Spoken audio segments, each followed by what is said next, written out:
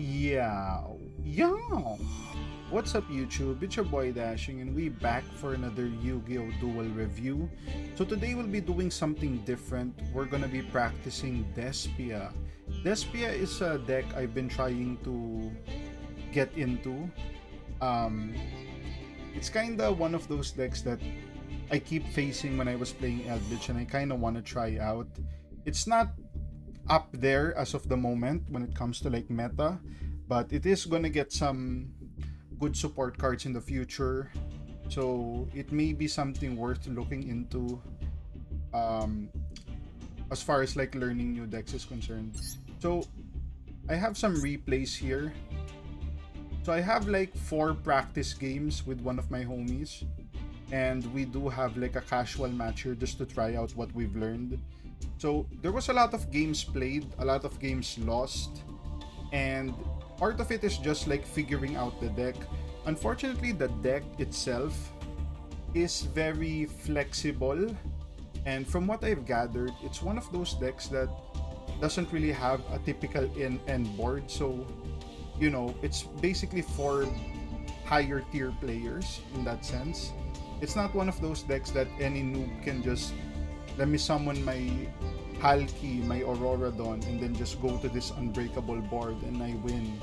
It's not one of those. You kind of need some brains for this deck. So, um, let's check out the deck profile of who we're facing. So we're facing some kind of volcanic back row deck. So this looks like pure volcanics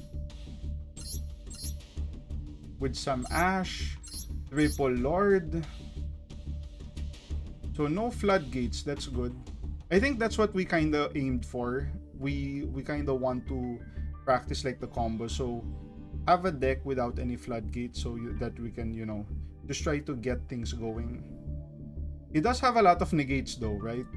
Veiler, triple ash, imperm, droplet. So there are a few negates there, as well as triple trap hole. Wow. Even I don't craft triple trap hole, but it is what it is. And then we have like pot fodder, only 12 cards. That's funny. So yep, let's check out the duel, see how we did. So this is gonna be interesting for players wanting to learn the deck. I am by no means even competent with the deck. Like I said, we're just practicing here. So off the bat, I think our hand is probably okay. I think this is a decent hand. We get to see our opponent's hand though.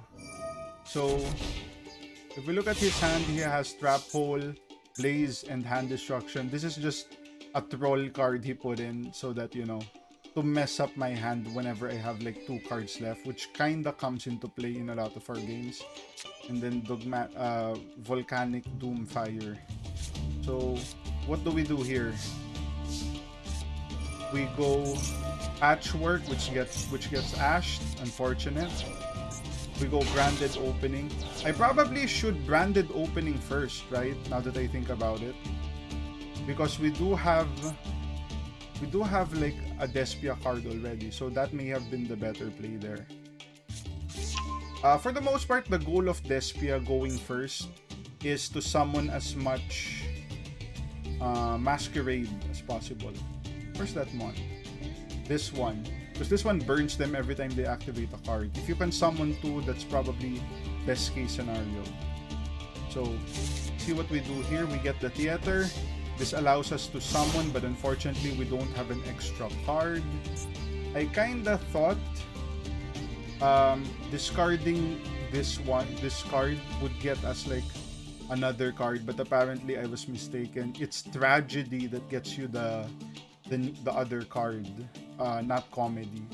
So something to learn there. Activates Blaze. He just uses this card for like draw power. Deals 500 to get an extra card. Discards our card. Throw some shells there. Okay, so he was about to pop our cards with the Volcanic Scattershot. So that's like a Reigeki effect, it says here. Send 2 cards and then destroy all monsters your opponent controls. I go ahead and make the heads up play of going super poly, removing his beat stick. He only has like, as you saw from the deck, he has no extra deck. So his main win cons is like burning us with some scatter shots, with some trap holes, and Lord as the main beat stick. So I super poly them for Masquerade, defense position. We banish the branded opening in order to protect the Masquerade. We deal 600 every time he activates an effect. So we are actually dealing more, but he's able to summon the... How do you summon this?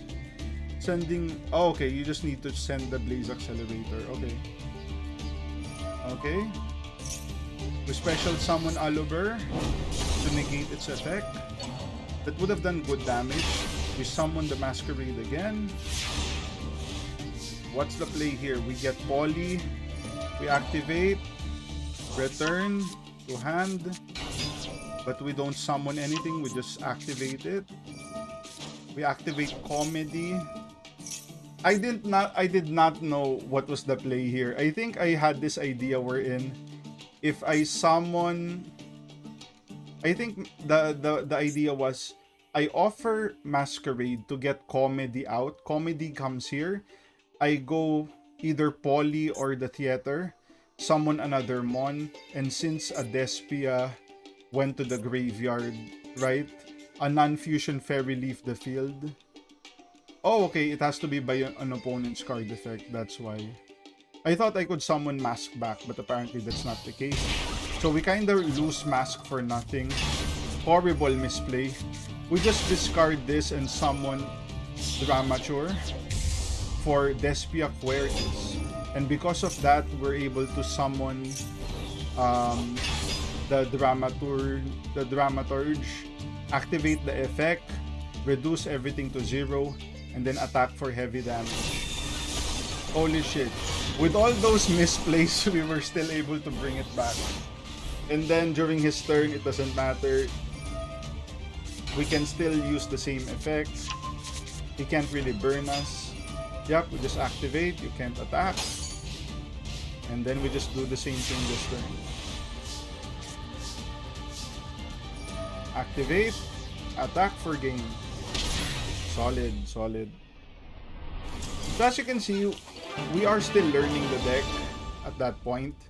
And I'm sure I make a couple of misplays down the line. We're still fighting the same deck. Okay, so this is like game 2.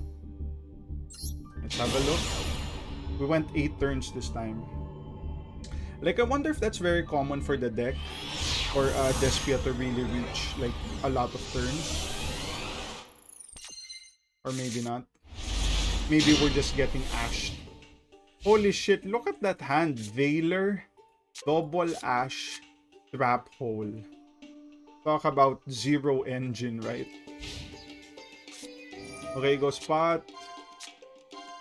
Does he get the third ash? No. Okay. He gets Lord, activates Lord, sets trap hole. That's kind of good. He gets to summon Lord if I do some graveyard shenanigans. He goes Ash on the Burial. That's fine. We can go Oliver, but he goes... he goes Veiler. I wonder if it would have been better if I went Aluber first, so that if he ashes that, then we get the Foolish Burial off. But either way, it is what it is, right? So we just attack for 1/8. Good damage. And then we set Branded Opening. That's the sucky part about this deck too. Is we have like Maxi, but our opponent doesn't special summon, so it's kind of useless. We go opening here. But I guess that's a good thing about opening. You don't discard if it's negated. So I think that's better to not have a discard, because you kind of want resources for this deck. I summon Maxi, go into Verte Anaconda.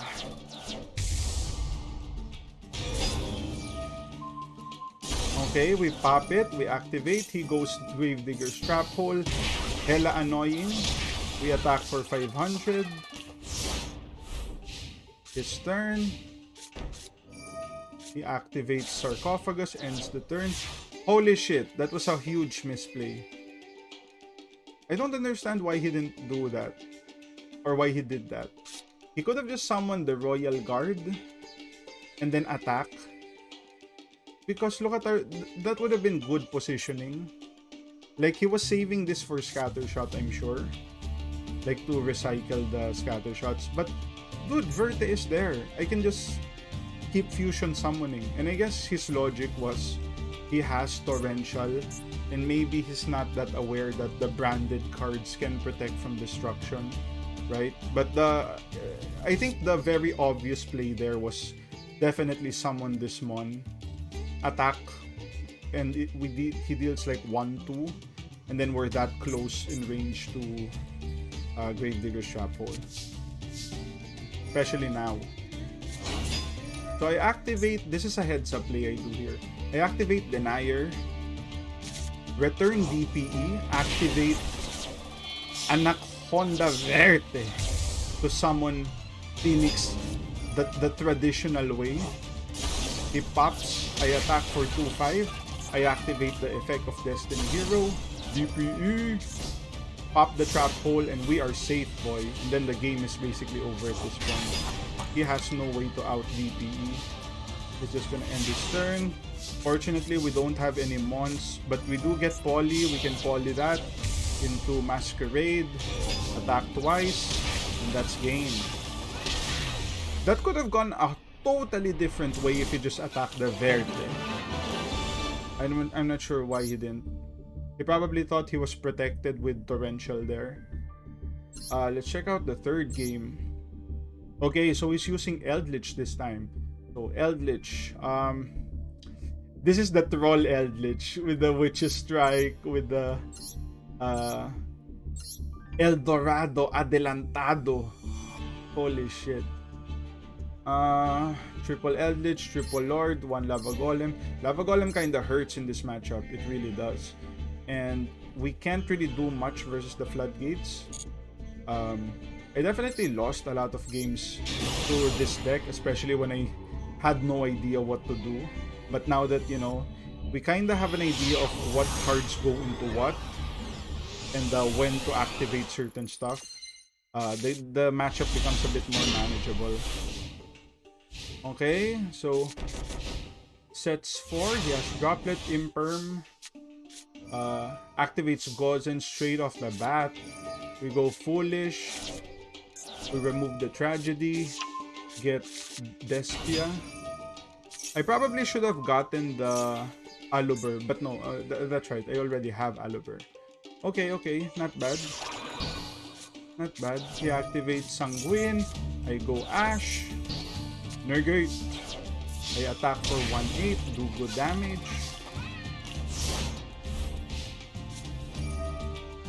He banishes Sanguine, gets Hua. Is he gonna summon Hua and just suicide? Yeah, that's probably the play, right? I activate, I summon Edge into Anaconda Verte. Patchwork, get Poly and another Imp. What do I summon here? He goes Droplet. The better play would have been to just negate once I activate, so I pay 2k. It doesn't really matter in this matchup in particular, but just some pointers there. Let the dude pay the 2k first before you negate. What did he discard? Oh, did he discard Hua? Okay. So he wants to banish Hua end of the turn. He wants to banish it end of the turn in order to get Sanguine this turn. And then if he has another Hua, he can banish potential DPE. What do we do here?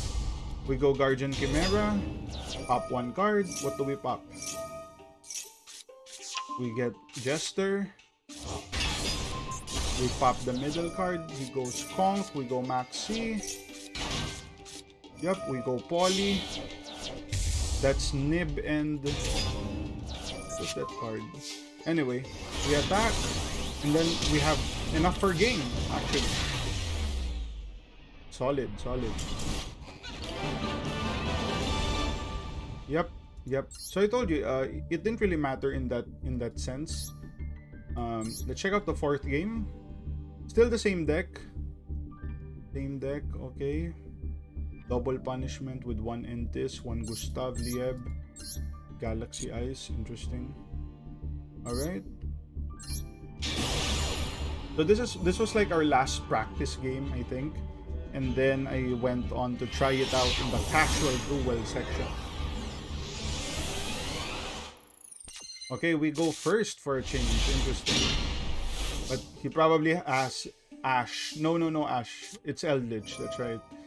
Despia, the Theater into Masquerade. Do we just set Poly here? Summon Ash. Ooh, we go Anaconda into DPE. Right. This is a good play. And then we don't even set Super Poly. Interesting. Okay. We're gonna make him pay. Activate. We pop the TT. Okay. He activates Dogmatica Punishment. Pops the Entis. Uses Entis. Pops the Verte. Interesting. He didn't go for the combo there. Interesting. He was probably giving me a shot or having mercy on me. He could have just went Eldritch and Hua to just pop the DPE. Now we get to pop them again. Yep. We banish to get another one. Then we summon 2. We get Chimera. We can attack twice or pop 2 cards. Surprised he didn't chain. Why didn't he chain? Maybe he didn't want to chain because for one thing, the cards were gonna get destroyed anyway, and I was thinking he was gonna take damage, but we didn't have Masquerade. We had DPE. All right, so we attack 3/3, 2/5, up the backline. So that was actually Witch's Strike. Okay, we know Hua is there, so he can't really do anything to us. But what we totally forgot was he had access to Sanguine. So he activates Sanguine into Hua, banishes the DPE. Denier comes back. And then I return the DPE to the extra deck. To face 800 with the Curse Land. The paying 800 is pretty good for us because that guarantees no more skill drain for the rest of the game. He has a way to wipe the board with Torrential. He just pops our card with Bonk. What do we do here? We don't even go Duster. We're kinda playing with our food here. So we summon Masquerade. Yeah, he goes Torrential. Pay 600. We go Super Poly. I'm not sure why I discarded that, but I was like, yeah, whatever. I just wanna flex here. We have the Mad Golden Lord, the Eldritch.